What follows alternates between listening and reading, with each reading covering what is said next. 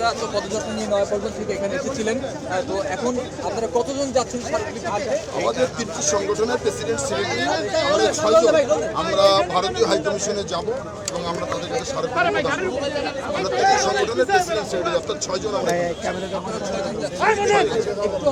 আমাদের সংক্ষেপে বলুন আপনারা কোন বিষয়গুলো আমাদের উপর যে আগ্রাসী মনোভাব ভারতে আমরা বারবার দেখেছি।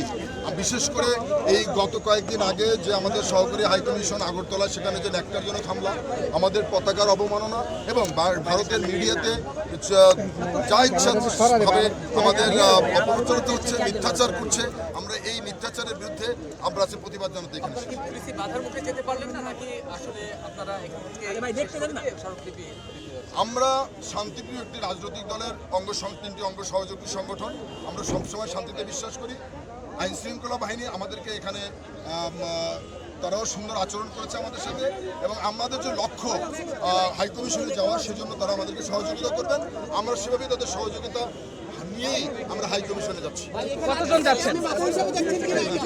একটা গাড়িতে করে কতজন যাচ্ছেন? পুলিশ তো নিশ্চয়ই রাষ্ট্রের আইন শৃঙ্খলা রক্ষা করবে। পুলিশ তো রাষ্ট্রের একটা স্তম্ভ।